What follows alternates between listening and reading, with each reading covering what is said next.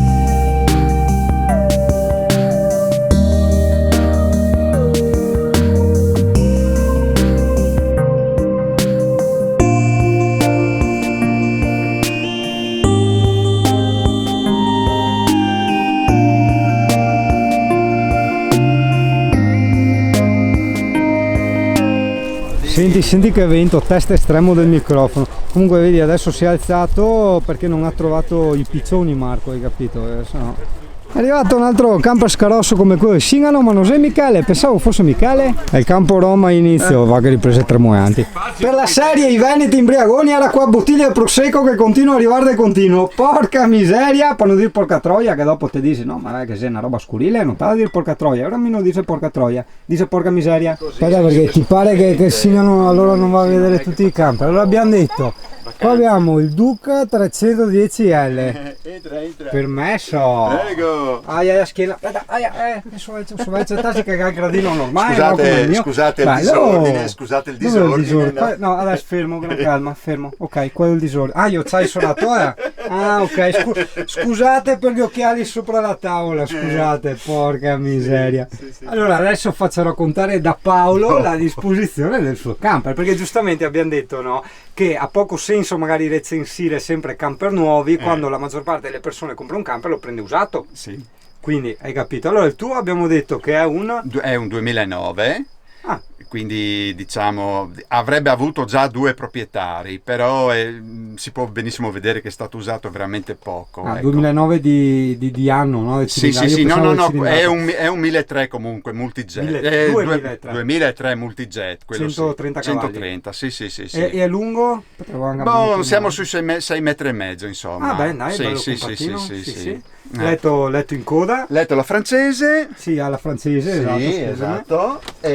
Bagnetto bagnetto dietro, Bagnetto doccia con la sua separata, doccia separia, separata. tutti con la doccia separata, Qua però c'è ne singano. un armadietto. Faccia all'armadietto. Sì, Vedi, insomma. questo lui lo chiama armadietto, cioè alto tipo 1,80 m, Sì, sì, sì, armadietto, porca Sì. miseria, bellissimo. Poi tutte le sue cosine come tutti i camper. Insomma, ha una bella sì, sì, dotazione sì. di gavoni, Sì, sì, questo sì, bisogna dirlo. Ecco. In più ha anche la parte davanti che non tutti hanno, non tutti i semi-integrali hanno per mettere gli oggetti. La parte cucina bella spaziosa, guarda la mia mano per Sì. capire, vedi? Ecco. Quindi insomma hai tutti i tuoi piani di appoggio. Diciamo, sì. Qua i fornelli a livello, quindi il discorso che ti facevo l'altra volta, 3 fornelli, vedi? Ti metti il tuo pianalino sotto fatto artigianale e via, insomma. Frighetto Bel frigo. normale, sì, come standard diciamo. L'unica cosa che non ha, ad esempio, ecco, qui potrebbe sembrare di avere un vano per mettere oggetti, però c'è la centralina. La centralina con e gli tutte le sue impianti del cose. gas, vabbè, ma do 3 spugne do robette che sta Comunque sempre, ci insomma. sono sotto i sedili che ci si può mettere, in quel sedile lì ci si può mettere vettovaglio o quant'altro. Sotto il gavone. Sì, invece qui c'è il Bella finestrella serbatoio grande. dell'acqua. Ah, Sì. te capi. E marca è questa che poi mi Questa è chiedono? un Enlag.